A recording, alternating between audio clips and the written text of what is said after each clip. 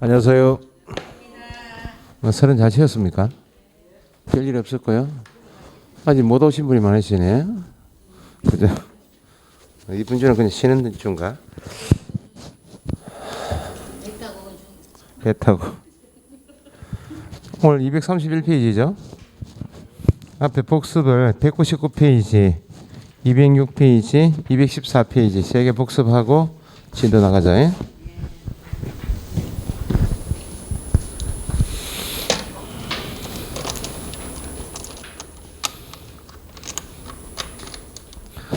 세계적으로 명절 지났으니까 이제 신현주는 여름 휴가밖에 없어요. 여름 휴가밖에 없으니까 여름 휴가 기다리시고 열심히 하시면 되겠다. 6월까지 하시면 되겠다. 휴가 동안에 공부한다 생각하지 마시고 여름 휴가 때 열심히 하지 마시고 고전에 열심히 하시고 휴가 때 좀 쉬셔야 돼. 그 다음에 이제 8, 9, 10월 달에 이제 100일 전에 해가 열심히 하시고 또. 자, 중개 계약부터 해서 중개 업무가 출발되죠. 중개해드리겠다 계약했기 때문에 대상을 확인 설명하겠죠. 확인 설명에서 계약이 이루어지면 마무리 작업 몇 가지. 거래계약서 작성 교부 보존하고 확인 설명서 작성 교부 보존하고 손해배상 책임의 보장에 관한 보증 관련 사항 설명 교부하죠. 계약서는 왜 쓴다고요? 증거로 남겨라 그 말이니까 증거로 남겨라 그 말은 분쟁 소지가 있다. 나중에 분쟁이 발생되면 누군가 책임져야 되겠죠. 책임 소지를 명확하게 하기 위해서 서명 및 날인해야 한다. 요 대가를 받는 것이 오늘 배우시는 게 중개부수요. 자, 중개 계약을 했다면 확인 설명해야 한다 의무사항하고 작성교부 보존해야 한다 의무사항은 4가지를 꼭 체크하셔야 돼요. 확인 설명 의무자가 누구인지, 누가, 언제 확인 설명하는지, 설명은 확인하여 누구에게 하는지, 대상자가 누구인지, 확인 설명을 어떻게 하는지, 이 4가지가 꼭 짚어져야 되고, 거래계약서 확인 설명서 작성 교부 보존도 누가, 언제, 누구에게 이걸 꼭 짚으셔야 돼. 그 확인 설명해야 한다. 누가? 개업 공인중개사가, 법인이면 대표자가, 분사무소면 책임자가. 언제요? 중개 의뢰 받아서 중개 의뢰 받은 경우 하면 어떤 계약을 체결하고 중개 계약하고 확인 설명의 목적은 계약서를 쓸 목적으로 확인 설명하죠. 그럼 민법으로 표현하면 거래 계약이 체결되기 전 공인중개사법이 어로하면 중개가 완성되기 전에 확인 설명 사항이 9가지가 있고 확인하여 누구에게만 설명은 누구에게 합니까? 계약 체결 전 나오면 확인 설명 업무구나 아셔야 되고 확인 설명은 그 대상으로 관한 정보가 전혀 없는 모르는 사람에게 설명하겠죠. 매매 계약에서 매수, 임대차 계약에서 임차 의뢰인인 권리를 취득하고자 하는 의뢰인에게만 어떻게 해요? 성실 정확하게 설명하고 대장이나 등기사항 증명서처럼 설명의 근거 자료를 제시하여야 한다. 무상이어도 설명 의무가 있다. 예외 없죠. 무상이어도 확인 설명해야 하고 보수를 지급받지 아니한 무상 중개의 경우에도 확인 설명은 예외가 없고 무상으로 중개하는 경우 확인 설명을 소리해서 손해 발생되면 배상 책임이 있다. 완성 전 계약 체결 전 설명하기 때문에 어떤 가격을 거래 예정 가격을 설명합니다. 매매 계약에서 매수 의뢰인에게 한 설명 의무가 있기 때문에 조세의 종류 및 세율도 누가 부담할? 매수인이 부담할, 취득 시 부담할 조세의 종류 및 세율만 설명하는 것이지 양도세는 설명사항이 아니다. 거래계약서 확인 설명서 작성 교부 보존해야 한다. 누가? 개업 공인중개사 분사무소이면 책임자가, 대표자는 주된 사무소, 분사무소 나오면 책임자가. 언제?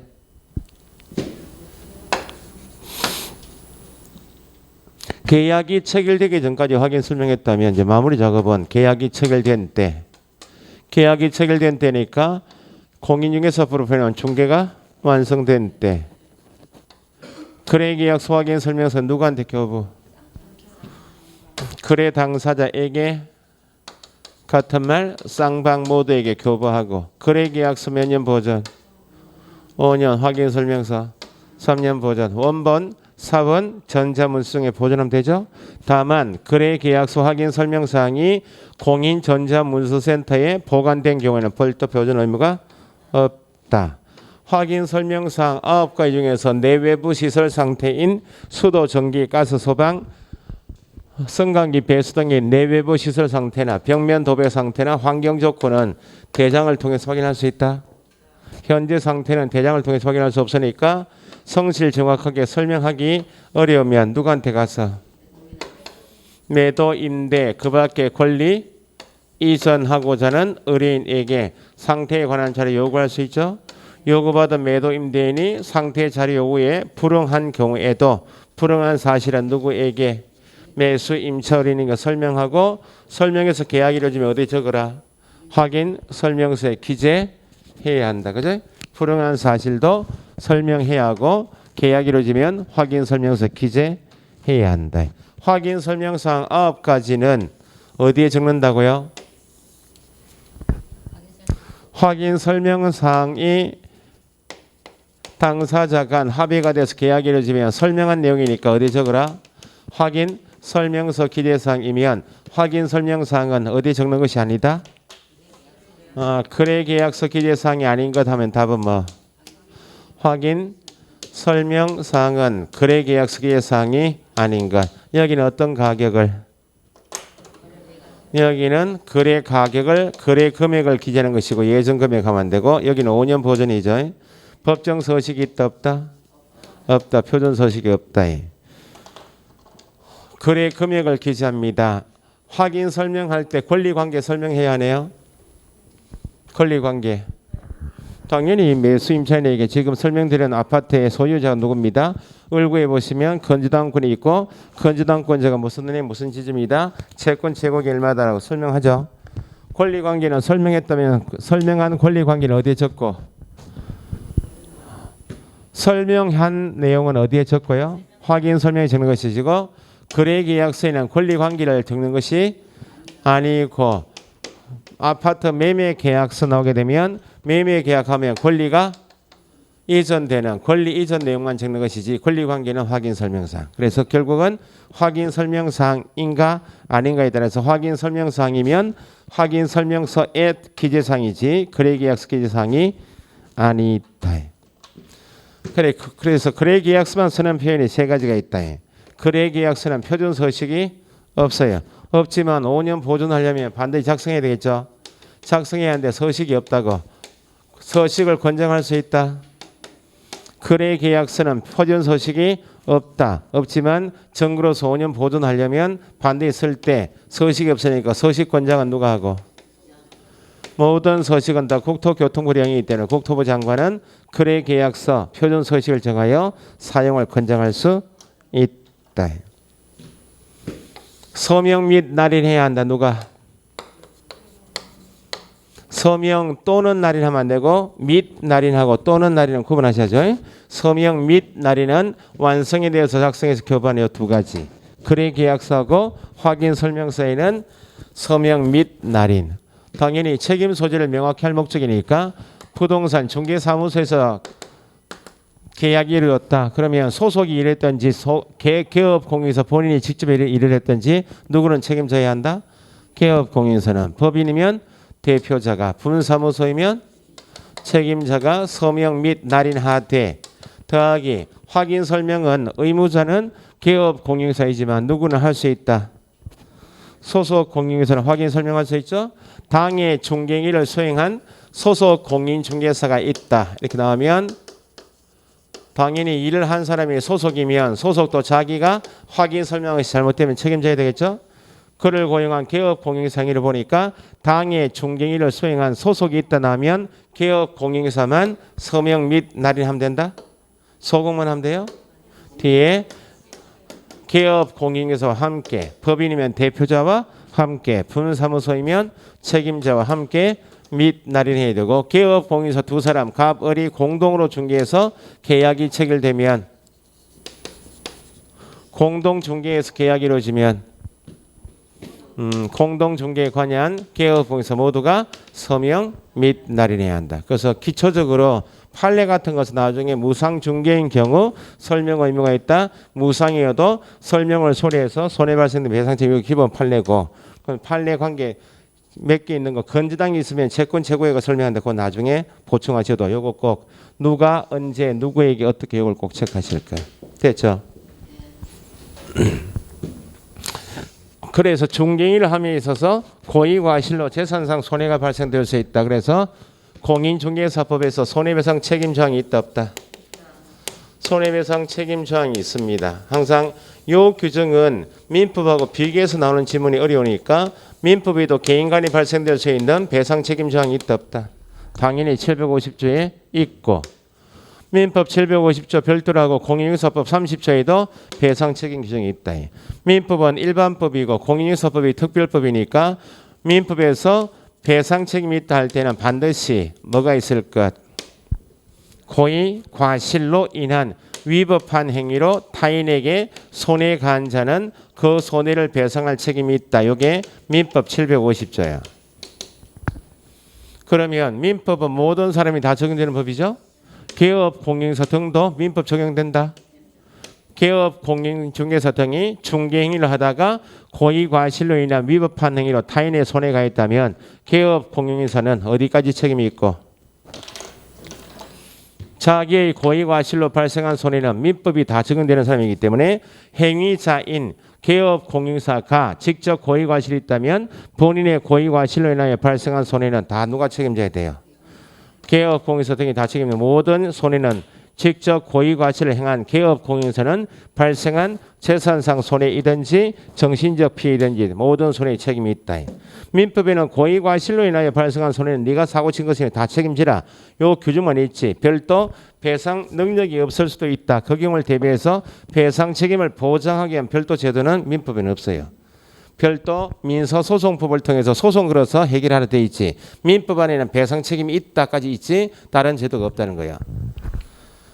뿐만 아니고 보장을 위한 별도 제도가 없을 뿐만 아니고 공인중개사법에서 개업 공인중개사는 중개사무소를 가지고 중개업인 영업을 하는 사람이면 개업 공인중개사는 중개사무소를 가지고 있죠. 그럼 우리는 다 민법 적용돼야 한대요. 민법 적용되는 다 우리는 소장처럼 중개사무소처럼 가게를 다 가지고 있는 사람이에요. 모든 사람이 다 적용되는 민법 안에는 자기의 사무소를 다른 사람의 장소로 제공하여 발생한 손해에 대하여 책임이 있다 이런 말은 민법에 줄 수가 없다고 다 적용되기 때문에, 그럼 결국은 공인중개사법에서 별도 배상 책임 규정을 둔 이유는 이런 개업 공인중개사 등이 모든 손해에 대해서 자기의 고의 과실로 발생한 손해는 다 책임이 있는데 배상 능력이 없으면 가게 간판 믿고 들어온 손님이 보고 안 되니까 별도 특별법으로서 배상 책임 규정을 둔 이유는 민법에서 와는 달리 배상 책임이 있다는 규정만 두고 있는 것이 아니고 그 배상 책임을 보장하기 위한 제도가 있다 없다? 있다고. 업무 개시전까지 하는 보증 설정 제도가 있고, 개업 공인중개사 자기가 직접 자기 사무소에서 고의 과실로 사고 친 것만 책임 있는 것이 아니고 다른 사람의 중개인 장소 제공하여 발생한 손해도 책임이 있다는 규정이 있다 없다? 있다. 그러니까 민법과 다른 것이 특징이기 때문에 손해배상 책임의 보장에 관한 사항이다 하면 민법에는 보장 없고 공인중개사법에서만 보장을 위한 보증 제도가 있고, 민법에는 장소 제공자 책임이 없는데 공인중개사법에서만 두고 있기 때문에 요걸 묻는 것이 핵심이다 그 말이야. 그럼 요건 별거 아닌데 시험에 틀린 질문이 3개. 방금 전에 개업 공인중개사의 배상 책임, 개업 공인중개사가 직접 중개하다가 자기의 고의 과실로 손해가 발생되었다면 개업 고의 과실이 있는 개업 공인중개사의 배상 책임 범위는 어디까지요? 모든 손해. 요거 한 개 질문. 공인중개사법은 배상 책임을 보장하기 위한 규정의 핵심이기 때문에 책임이 있다는 규정도 중요하지만 그 책임을 보장하기 위한 보증이 더 중요하니까 1. 공인중개사법 30조에 따른 배상 책임 규정은 누구의 하나에 적용? 여기는 모든 사람, 모든 행위, 고의 과실로 발생한 모든 손해가 민법 적용이면 특별법은 특별히 적용되는 법이니까 적용 범위에 제한이 있다 없다? 있다는 겁니다. 누구의 하나, 모든 사람이 아니고 공인중개사법은 개업 공인중개사 등 개업 공인중개사 등 하게 되면 부동산 중개사무소에 있는 사람 모두 개업 공인중개사 소속 공인중개사 중개보조원 법인이면 사원 임원에게 적용되는 것이고 어떤 행위 중개 행위에 하나여 적용. 고의 과실로 인하여 발생한 모든 손해가 아니고 어떤 손해? 재산상 손해이고 개업 공인중개사 종별 설정한 금액이 있나 없나요? 법인이 아닌 지 얼마? 1억 이상 설정 금액 범위 안에서 발생한 재산상 손해에 하나여 이 법이 적용돼요. 그럼 여기에 공인중개사법상 배상책임의 보장에 관한 적용 대상이다. 같은 말은 직접 고의과실을 행한 개업 공인중개사 행위자에게 직접 책임을 묻겠단 말은 법으로 따지면 어떤 법에 따라서 민법에 따라 전액 청구할 수 있단 말이고 공인중개사법에서 배상 청구할 수 있단 말은 민법에 없는 보증 기관을 통해서 배상을 받을 수 있는 범위는 직접 행위자에게 묻는 것은 어떤 법? 민법. 보증기관은 민법에 보증제도가 없으니까 보증기관에 청구할 수 있다는 말은 어떤 법? 공인중개사법. 그럼 공인중개사법상 배상 책임이 있다는 말은 달리 표현하면 누가 책임이 있다? 보증기관이 책임이 있다. 보증기관에 청구할 수 있는 범위는 누구의 하나요? 개업 공인중개사 등이고 개업 공인중개사 등이 아닌 제3자가 중개행위하다가 고의과실로 손해가 있다. 제3자 이게 보여야죠. 개공등이 아닌 제3자가 중개행위를 했지만 우리는 개공등이 아니죠 지금. 아파트 매매 한 건 중개하다가 사고 쳤다고. 그건 어떤 법이요? 민법에 따라 고의과실에 행한 자에게 별도 청구해야지 보증기관에 공인중개사법에 따라 청구할 수가 없고 아무리 개공등이어도 뭐가 아니면 중개행위가 아니면 어떤 법? 민법에 따라 아무리 개공등이고 중개행위고 고의과실이 있지만 재산상 손해가 아니고 정신적 피해는 어떤 법? 민법에 따라 별도 청구해야 한다. 두 번째, 개업 공인중개사에게 배상 책임이 있다는 규정은 공인중개사법에도 있다 없다? 개업 공인중개사에게 배상 책임이 있다는 규정이 있다 없다? 있다는 겁니다. 배상 책임이 있는 개업 공인중개사에게 고의과실이 있는 경우에 하나여 책임지는 경우인가 고의과실 관계없이 책임지는 경우에 구분해서 주의하셔야죠. 어쨌든 개업 공인중개사가 직접 중개행위를 한 경우 행위자에게 중개행위를 한 사람에게 네가 배상 책임이 있다 할 때는 반드시 뭐가 있을 것? 반드시 고의 또는 과실이 있는 경우에 하나여 책임이 있다. 여기 책임 시험 나와 틀린 거 아니야? 개업 공인중개사가 중개 행위를 함에 있어서 거래 당사자에게 재산상 손해가 있다. 가장 핵심 단어가 뭐예요? 개업 공인중개사가 중개 행위를 함에 있어서 거래 당사자에게 재산상 손해가 있다. 여기에서 문제의 핵심은 중개 행위를 했다는 거예요. 중개 행위를 한 개업 공인중개사에게 책임이 있다 할 때는 중간에 반드시 뭐가 나와야 돼? 고의 과실이 있는 경우에 하나에 넣어야지 기출 문제는 그의 고의 과실에 관계없이 책임이 있다면 틀린다 그 말입니다. 그러면 중개행위를 한 경우에는 반드시 고의 과실이 있는 경우에 책임이 있지만 중개행위를 하지 않아도 책임이 있다 없다? 있다. 장소 제공하여 발생한 손해. 다른 사람의 중개행위 장소로 제공했다. 그러면 장소 제공받은 다른 사람이 개업 공인중개사의 중개사무소에서 중개행위 하다가 사고 쳤다. 행위자는 누구? 다른 사람이죠. 이 사람 뭐가 있고 이 사람의 책임이 있다 할 때는 행위자니까 고의과실이 있고 이때 개업 공인중개사는 직접 중개행위한 사람 아니죠? 아니지만 내 가게 간판 믿고 들어온 손님을 보호할 필요가 있으니까 이때는 고의과실 관계없이 무과실 책임이 있다 없다? 있고 소속 공인중개사 중개보조원 고용인의 모든 행위가 아니고 업무상 행위 있는 행위자는 누구? 고용인 책임이 있다 할 때 뭐가 있고 고의과실이 있죠. 그러면 고용인의 업무상 행위는 누구 행위로? 개업 공인중개사 행위로 간주가 되니까 개업 공인중개사 행위자가 아닌 간주경에 따라서 어떤 책임? 무과실 책임.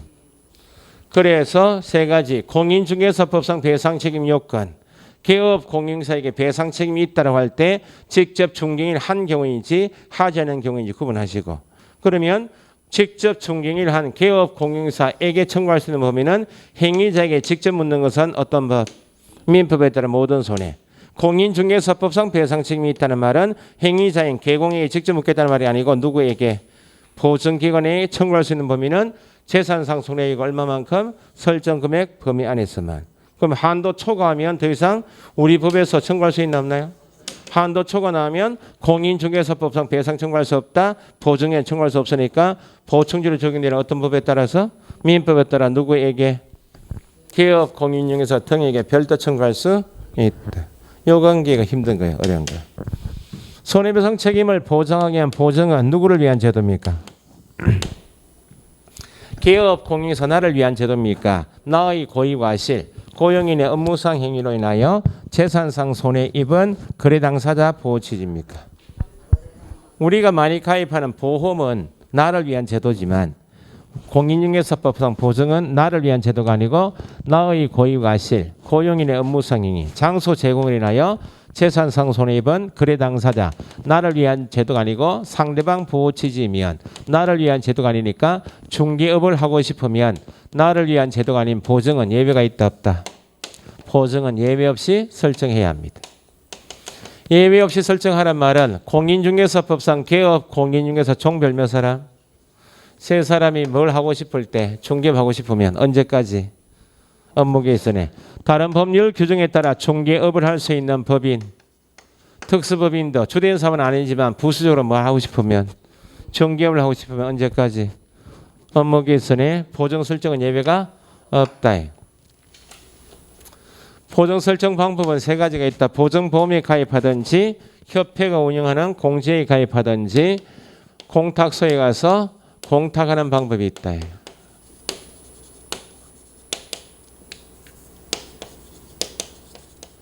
보증보험 공제에 가입한다는 말은 공인중개사인 개업 공인중개사이면 최소 1억 한도에서 설정할 때 보증보험료만 내면 되고 공제료만 내면 가입이 되죠. 가입이 되면 가입해내고 보증보험에 가입하고 공제에 가입하게 되면 보장기간 몇 년? 1년 동안 보장이 된다. 그죠? 공탁은 내 돈 직접 현금을 공탁기관 가서 맡기는 것이 공탁이면 공탁해놨다면 기간이 있나요 없나요? 폐업할 때까지 쭉 가는 게 공탁이죠. 첫 번째 개념이 보증보험 공제 공탁 중에서 기간이 적용되지 않는 것은 뭐? 공탁은 기간 없으니까 기간 만료로 인하여 이런 말 나오면 뭐는 빼고 공탁은 빼고 두 가지 보증보험 공제를 말하고 그러면 기간 만료가 되면 1년 단위마다 갱신하는 것이 보증보험 공제이면 보증보험 공제 기간이 만료되면 후에는 기간 만료된 후에는 보증보험의 효력이 공제 효력이 없어지면 상대방이 보호 안 되니까 다시 설정해야 되겠죠. 기간 만료 나오면 보증보험 공제이고 언제까지? 기간 만료일까지 다시 설정하여 신고해야 한다. 공탁금은 내 돈을 직접 맡기는 것이죠. 공탁한 개업 공인중개사가 사망했다. 폐업할 수 있나 없나요? 있죠. 공탁한 개업 공인중개사가 사망 폐업했다면 공탁한 1억 원이면 1억 원 다 회수할 수 있겠는가? 회수해버리면 이미 사망 폐업하기 전에 중개행위를 이미 해왔고 사망 폐업 후에 그 중개행위의 고의과실이 밝혀져서 재산상 손해가 추후에 밝혀질 수가 있고 그 재산상 손해를 보장해 줄 수가 없다고 회수해버리면 그래서 공탁금은 돈을 직접 맡기는 것이기 때문에 사망 폐업하여도 3년간은 공탁금을 회수할 수 없다. 여기는 회수할 돈이 있어 없어요?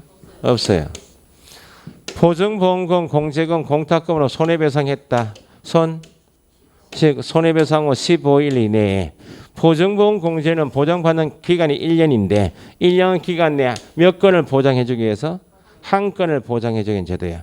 그러면 1월달에 가입하고 3월달에 보증보험금이나 공제금이 지급돼 버리면 그 한 건이 보장돼 버렸죠. 남은 기간은 자동 소멸이죠. 그럼 다시 가입해야 되겠죠.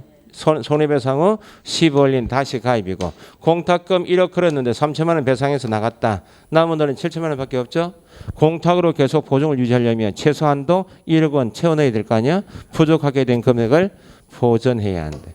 개념만 보증보험 공제는 일정 금액만 보증보험료 공제로 납입하고 가입비만 내면 1년 보장받는 것.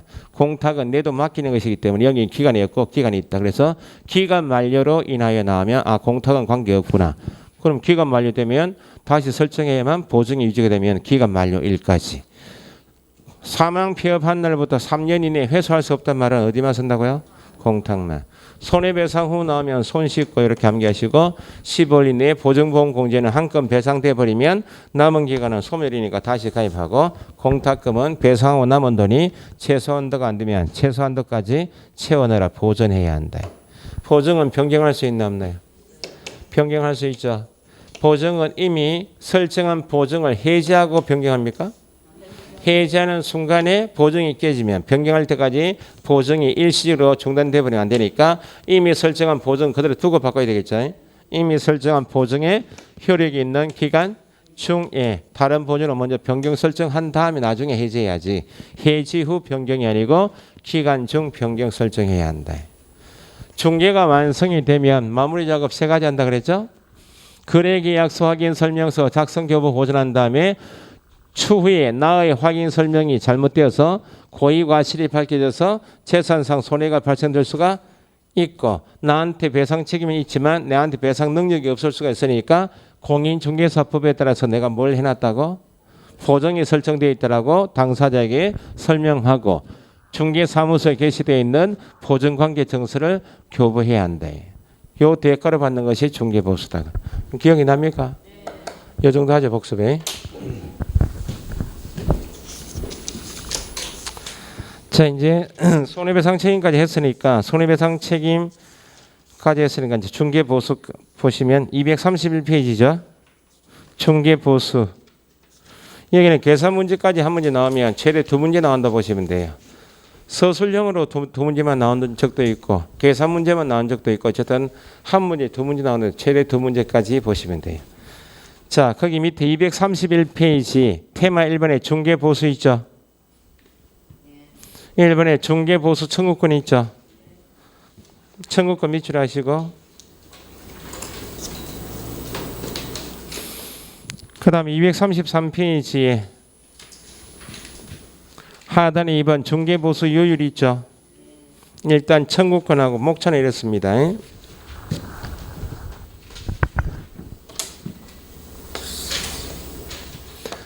앞에 초과하여 받는 행위는 금증이다. 초과하여 받는 행위다 할 때 공인중개사법에서 개업 공인중개사가 거래 당사자에게 청구할 수 있는 보수 종류는 2가지가 있다. 계약을 체결시켜준 대가를 받는 중개보수가 있고 계약 체결 관계없이 중개물을 수행할 때 소요된 비용인 실비 청구할 수 있다. 법에서 중개보수하고 실비를 받을 수 있다 돼 있어요. 그럼 초과하여 금품을 받는 행위는 금지행위다 하고 할 때 중개보수만 받아야 될 것인가 실비도 받을 수 있겠는가. 어쨌든 법에서 정하고 있는 보수가 중개보수하고 실비를 받을 수 있으니까 법정 한도 내에서 중개보수하고 실비는 각각 받을 수 있다는 겁니다. 각각 받은 보수 범위가 한도를 초과해 받으면 그때 처벌되고 실비 한도를 초과해 받으면 그때 처벌한다는 말이지 중개보수와 실비를 받는 자체는 금증 위반이 아니다. 실비는 계약 체결 관계없이 소요된 비용을 받는 것이니까 한 개만 딱 두 개 실비를 받을 수 있는 항목은 딱 2개밖에 없어요. 매도 임대인이 부동산에 와서 중개대상물을 내놓고 왔겠죠.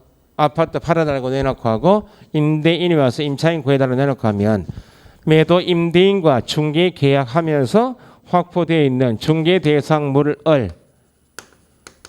소장이 확인 설명해서 계약 체결시켜 주려면 각종 공적인 장부, 공부를 통해서 조사 확인해야 되겠죠.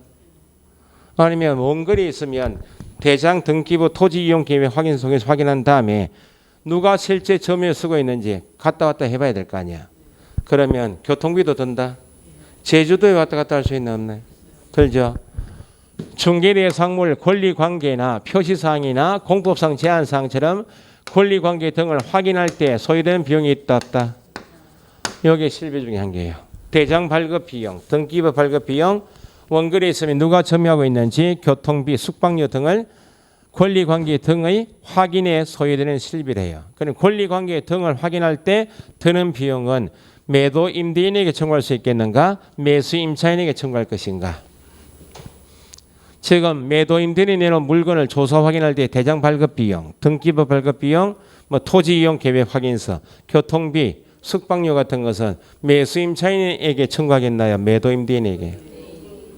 매수 임차인에게는 확인 설명을 해야 할 의무가 있으니까 네가 조사 확인해서 자료 제시하고 설명을 하니까 매수 임차인에게 청구할 수는 없다는 겁니다. 그래서 11월, 12월 달에 거제에 있는 땅을 내놨다고 창원에 있는 부동산에다가 그러면 거제에 누가 실제 그 토지를 점유하고 있는지 가봐야 될 거 아니야? 그 매수인 데리고 이제 현장 안내가 가는데 그가 되게 가기 전에 휴게소 있죠? 있죠? 그가 되게 내려가기 전에 휴게소 들러가지고 지금 교통비 지금 통행료 10,000원 왔다 갔다 20,000원 하고 이거 매수인한테 매수인 당신이 부담해야 됩니다 하면 매수인이 뭐라 해요? 차 돌리라겠죠. 왜냐하면 법적으로 매수임차인은 모르는 사람이기 때문에 네가 공인중개사법 25조에 따라서 네가 확인 설명 의무가 있는 개업 공인서는 권리관계 확인에 드는 비용은 매수임차인에게 청구하는 것이 아니고 네가 내놓은 물건을 내가 조사 확인해서 매수임차인에게 성실 정확하게 설명을 잘 하기 위한 비용이니까 권리관계 확인에 드는 비용은 누가? 매도, 임대 그 밖에 권리 이전하고자는 의뢰인에게 청구할 수 있다. 이거 한 개만 기억해 일단. 전주의 예치 명의자 기억납니까? 에스크로 제도? 기억나면 되겠네. 그러면 또 한 개가 개업 공인중개사는 항상 공인중개사법 안에서 개업 공인중개사가 하는 중개무 범위는 중개계약부터 마무리 작업 어디까지요? 거래계약서 확인 설명서, 손해배상 책임의 보장원상 요 세 가지 마무리 작업이 끝이요. 요 대가를 받는 것이 뭐다? 중개보수 끝이에요. 그러면 계약 체결까지가 계약을 체결시켜주고 합의시키는 내용을 적어주는 것까지가 내 업무예요. 그럼 계약 체결 후는 어디서 배웁니까? 민법이죠. 계약 체결 후 나면 합의된 내용들을 이행하는 이행행위는 계약 알선이 끝난 다음이죠. 이행행위는 중개행위이다 아니다? 아닙니다. 중개행위가 아니면 개업공인사가 해야 할 의무가 있다? 없다는 겁니다. 그런데 계약 체결 후지만 전체에 배우신 것 계약 체결 후지만 내가 계약서 5억짜리 아파트 매매 계약 쓰고 나는 내가 할 일 다 끝냈다고. 그럼 당사자가 계약금, 중도금, 잔금을 직접 지급하고 등기 넘겨받을 거 아니에요?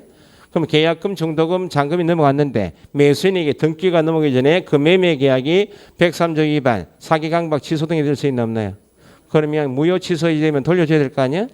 그럼 다 쓴 다음에 계약이 무효 취소 해제가 되면 반환 채무가 쉽지 않으니까 개업공인서 의무사항은 아니지만 당사자가 계약 체결 후 나의 중개인을 통해서 계약이 이루어진 다음에 직접 이행하는 과정에서 매수인에게 등기가 넘어오기 전 같으면 이행이 완료되기 전에 계약이 깨지는 경우가 있고 깨져버리면 네가 쓴 돈은 매도인 임대인 네가 받아 쓴 돈은 다시 반환해야 할 채무가 있으니까 네가 돈이 급하지 않으면 둘이 합의해서 언제까지라도 이행이 완료될 때까지라도 통장 명의자 7사람 개공은 신체 보증 기억납니까? 7사람 중에 한 사람 명의 만들어서 금융기관 등에 예치합시다라고 권고해야 한다 할 수 있다. 의무상 아니요. 이행행위이기 때문에 그럼 권고를 받은 당사자가 거부할 수도 있죠. 권고를 받은 당사자가 개업공인사 권고에 합의하였고 그럼 네가 불러주는 개공은 신체 보존 7사람 중에서 다른 사람 잘 모르니까 개업공인사 당신 명의로 예치달라고 의뢰하게 되면 이때는 이제 개업공인사가 계약 체결 후 업무이기 때문에 의무사항 아니고 권고할 수 있었는데 권고하였고 권고받은 당사자가 딱 찍어서 누구 명의로? 개업공인사 당신 명의로 예치해달라고 의뢰하게 되면 개업공인사에게 예치관리 의무가 있다 없다? 그때 보증 설정하고 비용은 누가 부담해요? 요 비용은 네가 돈을 넣었다가 계약이 깨지면 돌려받기가 쉽지 않으니까 통장 만들어서 관리해 줄게 그 말이니까 계약금 등의 반환 채무 이행의 보장에 되는 비용은 누가? 매수임대. 딱 실비는 청구할 수 있는 게 두 개밖에 없고 한 개는 매도임대, 한 개는 매수임차이니까 공부하실 때 양을 좀 줄이시려면 자신이 있다고 두 개 다 암기하시다 보면 컨디션 안 되면 틀려 나온다는 거예요. 그래서 매도 임대인에게 청구할 수 있는 것은 매도 임대인 지가 내놓은 물건을 조사 확인할 때 드는 비용은 지가 부담하고 계약금 등의 반환 채무니까 깨지면 반환 받기가 쉽지 않으니까 통장 만들어서 관리해 줄게 그만이 그건 매수임차인이 부담. 실비는 부담자가 딱 나눠지니까 두 개 중에 한 개만 딱 암기하시는 거예요. 나중에 일반적으로 많이 받는 보수가 뭐예요? 중개보수입니다. 그럼 중개보수를 청구한단 말은 뭐 한 대가다? 중개를 한 대가니까 지금까지 중개문을 다 배우셨다는 거예요. 중개문은 중개계약이 있어야 되죠. 일반 중개계약이든지 전속 중개계약이 있었겠죠. 중개해드리겠습니다. 계약이 있기 때문에 계약할 수 있는 중개행위 했겠죠. 결국은 확인 설명을 했다는 거죠. 확인 설명이 원인에 의해서 결과 당사자 간 합의가 되었다. 중개가 완성이 되었다. 그러면 마무리 작업 몇 가지 하고 세 가지. 거래 계약서, 확인 설명서, 배상 책임의 보호자에 관한 사항을 설명 교부한 다음에 요 중개인이 원인이 되어서 결과 중개 완성이 되면 그때 청구할 수 있는 보수가 중개 보수입니다. 그 중개 보수를 받을 수 있다, 중개 보수를 청구할 수 있다는 말이 나오면 요 세 가지가 포함된 개념이에요. 아, 중개 계약이 있었구나. 손님이 와서 소장하고 중개 계약했구나. 그래서 소장에 자기의 중개인이 있었구나. 확인 설명해서 그것 때문에 계약이 체결되게 생겼단 말이 중개 보수를 청구할 수 있단 말입니다. 그럼 중개 보수를 청구할 수 있는 권리를 중개 보수 청구권이라는데 간혹 시험 나오는 것이고 하니까요. 기초적으로 중개 보수를 청구할 수 있는 권리는 언제 발생이 되고 그 발생되어 있는 취득한 권리를 언제 행사해서 돈을 달라고 할 수 있고 어떤 경우는 또 소멸돼서 받지 못하는가. 중개 보수 청구권의 발생 시기, 행사는 언제 하고 어떤 경우는 또 소멸될 것인가. 이걸 구분해서 시험은 최근에 여기 두 번 나왔어요. 중개 보수를 받을 수 없다, 청구권은 인정되지 않는다. 이렇게 해서 권리는 언제 발생되고 언제 행사해서 권리를 행사한단 말은 달라고 한다 그 말이죠. 달라고 하는 시기는 언제이고 어떤 경우는 달라고 못하는가. 이걸 구분해서 식당 가서 육개장 집에 가면 육개장 한 그릇 달라 그러면 사장이 앉으십시오. 이게 음식 공급 계약이죠. 그러면 식당 사장님이 손님에게 육개장 값을 달라고 하는 시기는 언제 달라고 해요? 육개장 먹고 나갈 때 그때 달라고 하죠. 그러면 달라고 하는 권리는 언제 식당 사장이 취득할 것 같아요? 손님이 와서 밥 달라고 할 때 그때 권리가 발생되듯이 공인중개사법상 계약이 체결된 다음에 달라고 할 수 있는 권리 발생은 중개 완성 시간이고 손님이 와서 일을 맡길 때 중개 계약 시에 권리가 발생돼요. 그럼 권리는 가졌지만 아직 계약 체결 전까지는 달라고 못하겠죠. 계약이 이루어지고 마무리 작업 세 가지 한 다음에 그때 달라고 하겠죠. 중개 보수 청구권은 발생된다 할 때는 중개 완성 시 발생된다 하면 안 되고 완성이 되면 달라고 행사할 수 있는 시기고 달라고 할 수 있는 권리 발생은 언제요? 중개 계약 체결 시에 발생되고 중개가 완성되면 그때 행사한다. 그 말은 지급받을 수 있는 시기는 중개 완성 시. 이전에는 중개 보수 지급 시기에 대해서 법에서 직접 규정이 없었다고. 언제 지급한다라고 시기가는 법에서 규정이 없었어요. 그래서 지금 아직까지도 관행적으로 중개 보수 개업 부동산 통해서 계약이 이루어지니까 소장한테 보수를 언제 줘요 보통? 계약서 쓸 때 요즘에 줍니까? 잔금 칠 때 보통 주던가요? 그 이전에 법 규정이 없을 때는 잔금 지급할 때 그냥 받더라는 겁니다. 법 규정 없이. 그러면 잔금 지급은 내 업무입니까 아닙니까? 계약서 작성하고 계약금 교부가하고 여기까지 내 업무죠. 그러면 중도금 잔금 지급하고 등기 업무는 내 업무이 아니에요. 계약 체결 후 업무는 항상 이행행위니까 내 업무가 아닌데 관행치로 법에 규정이 없이 잔금 지급할 때 받들어 놔둬버리니까 계약 체결 후인데 내 고의 과실이 없는데 둘이 합의에 의해서 또는 계약금 매수인이 계약금 포기하고 매도인이 배액 상환하고 둘이 합의 해제해서 끝을 내는 경우가 있더라는 겁니다. 그럼 내한테 고의 과실이 있어 없어요? 없는데도 둘이 합의 해제하고 숨어버리니까 못 받는 경우도 있다는 거죠. 그래서 현재는 공인중개사법 안에서 보수 지급 시기를 두게 되었다는 겁니다. 손님이 부동산 왔을 때 이제 연습을 두 가지는 하셔야 돼. 손님이 부동산 왔을 때 아침에 분위기 좋아요 안 좋아요? 좋다고. 차 한 잔 드리면서 잘 아시겠지만 또 시작해야죠. 잘 아시겠지만 중개보수는 제가 사장님 일을 아파트를 원하신 조건대로 계약이 이루어지고 계약서 교부할 때 보수 주셔야 됩니다. 무조건 앞에 잘 아시겠지만 천천히 연습하시라고. 잘 몰라요. 모르는데 잘 아시겠지만 시작하시라고. 잘 아시겠지만 그러면 손님이 놀래요. 잘 모르는데 이렇게 할 거 아니에요? 다 알아야 되는 모양이다 이렇게 생각한다고. 잘 아시겠지만 그렇게 해요.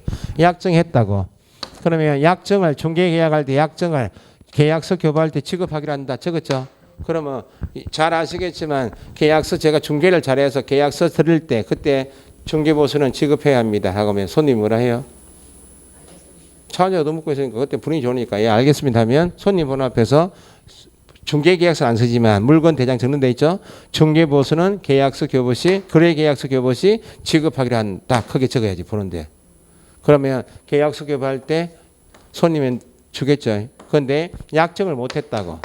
중개계약 시에 손님 부동산 왔는데 아침부터 돈 이야기를 끊을 줄 몰라가지고 이야기를 못했다는 거야. 약정이 없으면 관행적으로 받았던 잔금 지급 시 받아야 돼. 이거 연습하시라고. 잘 아시겠지만 그걸 보고 연습해야 돼요. 잘 아시겠지만 천천히 이야기해요. 돈 이야기는 천천히. 뭐 잘 아시겠지만 요즘에는 다 잘 아시더라고요. 손님도 이렇게 이야기하시면 뭐야 나는 모르는데 다 아는 모양이다 하고 그러면 돼요. 요거 한 개 잘 아시겠지만 됐죠. 좀 이따 이제 토지상가 중개보수도 할 때도 잘 아시겠지만 또 한번 써먹어야 돼. 자, 중개계약 시에 권리가 발생되고 중개 완성이 되면 행사할 수 있다.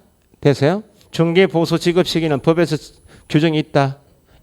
약정했다면 약정한 시기에 받을 수 있고 약정이 없다면 거래 대금, 매매 대금 지급이 완료된 날, 매매 대금 지급이 완료된 날 우리가 잘 쓰는 잔금 칠 때. 됐죠? 그런데 계약이 체결되었는데 계약 체결 후에 개업 공인인사 가계 통해서 계약이 이루어졌는데 그 계약이 계약 체결 후에 103조 위반, 사기 강박, 취소, 합의 해제, 채무 불이행처럼 무효 취소 해제가 될 수 있다 없다? 있다고. 계약이 개업 공인인사의 중개인을 통해서 완성이 된 다음에 어떤 사유로 무효 취소 해제된 경우에 받을 수 있다 없다를 꼭 구분하셔야 돼. 받을 수 없는 경우도 있고 받을 수 있는 경우도 있다는 거예요.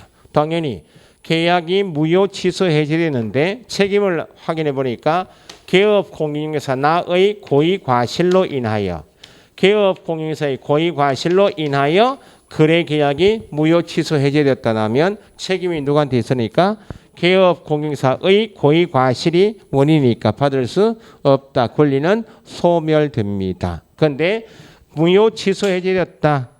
관행 많이 되는 게 해제겠죠. 개업 공인사의 고의 과실이 아닌 사유로 당사자 간 합의 해제했다고. 아니면 매매 계약한 매수인이 약정한 시기에 중도금을 넣지 않아 채무 불이행으로 잔금을 넣지 않아 채무 불이행으로 계약이 깨질 수 있나 없나요? 그러면 계약은 깨졌지만 합의 해제, 채무 불이행이면 개업 공인사의 고의 과실이 있나요? 없죠. 당사자 간 책임 있는 사유. 같은 말 개업 공인중개사의 고의 과실이 아닌 사유, 당사자 간 귀책 사유로 인하여 계약이 무효 취소 해제되면 받을 수 있다 없다? 있다.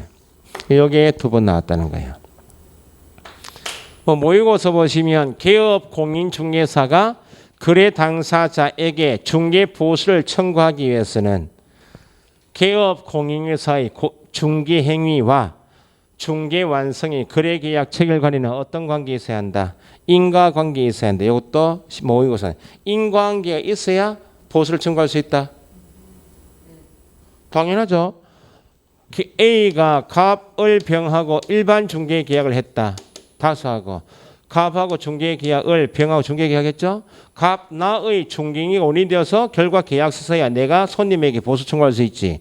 중개계약은 나도 했지만 의뢰 중개인으로 인하여 그 말은 나의 중개인과 아닌 행위로 계약이 체결되면 내가 보수 청구할 수 있나 없나요? 없다는 겁니다. 그래서 나의 중개인으로 인하여 결과 계약이 이루어져야 그때 내가 보수를 받을 수 있다. 중개행위하고 완성 간에 어떤 관계 있을까?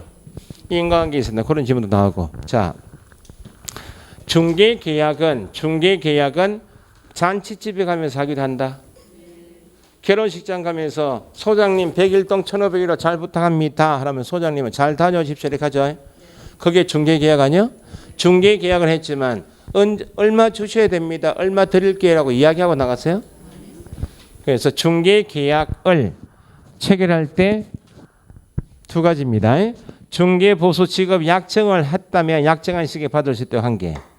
중개계약 체결 시에 결혼식장 가면서 중개계약하고 간다. 그 기억하시면 중개계약은 100일동 1,500일로 잘 부탁합니다라고 잘 다녀오십시오라고 중개계약을 했지만 얼마 드리겠다 얼마 주십시오라고 중개보수 지급 약정을 했나요? 약정을 하지 않았죠. 중개계약서 서면에 얼마 지급하기로 한다고 유상임을 적었어요? 유상임을 명시하지 않더라도 나의 중개인으로 인하여 결과 완성되면 당연히 청구할 수 있다 없다? 있다. 이게 중개보수 청구권이에요. 그러니까 지문은 발생되는 시점, 소멸되는 것은 어떤 경우인가 하고 그 다음에 중개계약 시에 보수지급 약정을 한 경우에만 청구할 수 있다면 틀리는 거예요. 결혼식장 가면서 중개계약한다 그게 하시면 중개계약을 했지만 보수지급 약정을 하지 않아도 유상임을 명시하지 않아도 나의 중개인으로 인하여 결과 완성이 되면 당연히 청구할 수 있다 없다? 있다. 권리만 다 봅시다. 밑에 중개보수 청구권 발생했죠. 발생은 첫째 줄 언제? 중개계약 체결 시 밑줄 발생합니다. 그 정도 보시면 되고 이번에 행사 요건 있죠. 231페이지요 지금. 1번에 발생 첫째 줄 중개계약 체결 시 밑줄 하시고 2번에 행사 요건 밑줄 하시고 행사 요건은 맨 밑에 동그라미 2번에 당연히 중개인이 있어야 되겠죠. 넘기시고 중개인이 있어서 결과 중개 완성이 돼야 되겠죠. 동그라미 4번 체크하시고 거래 계약과 중개 행위 사이에는 뭐가 있을 것? 인과관계가 있어야 한다.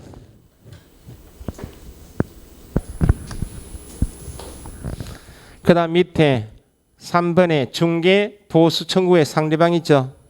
뭐 상대방은 거래 당사자에 청구한다 그 말이고 옆에 233페이지 4번에 중개 보수 청구권의 소멸 그게 시험에 두 번 지문 나왔다는 겁니다. 소멸 밑줄하시고 소멸된다는 말은 받을 수 있다 없다? 없다. 1번 개업 공인 중개사의 고의 또는 과실로 인하여 거기 답이죠. 뒤에 무효 취소 해제되었습니다. 책임관계를 명확하게 앞에 따지실 것. 그럼 받을 수 있다 없다? 청구권은 소멸된다. 받을 수 없다. 그걸 읽으면 그러면 이번에 개업 공인사의 고의 또는 과실에 의한 경우 아니면 대표적으로 합의 해제했다. 채무 불이행이다. 개업 공인사의 고의 또는 과실에 의한 경우 아니라면 밑줄 하시고 밑에 합의 해제 적어보시라고. 합의 해제. 합의 해제는 개업 공인사 고의 과실이 아니죠. 청구권은 소멸되지 않는다. 그래서 예를 들면 당사자 일방의 이행지체 채무 불이행 적으시면 되죠. 채무 불이행인 이행지체로 계약이 해제되면 받을 수 있다 없다? 권리는 소멸되지 않는다. 됐죠?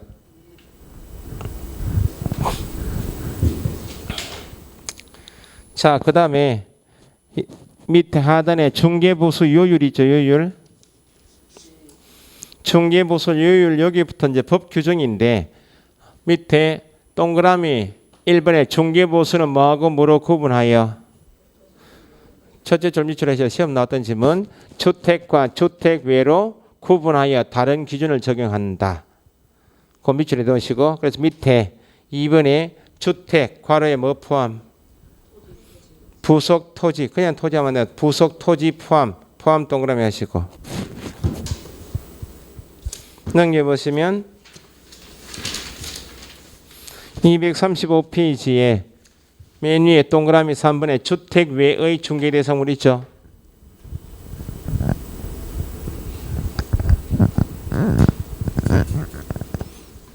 그래서 중개대상물 중개에 대한 보수는 물건을 크게 뭐하고 뭐로 구분한다고요?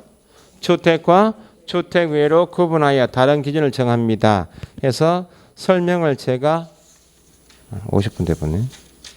조금 쉬셨다가 설명을 드리고 다시 교재 확인할게요. 쉬었다 합시다.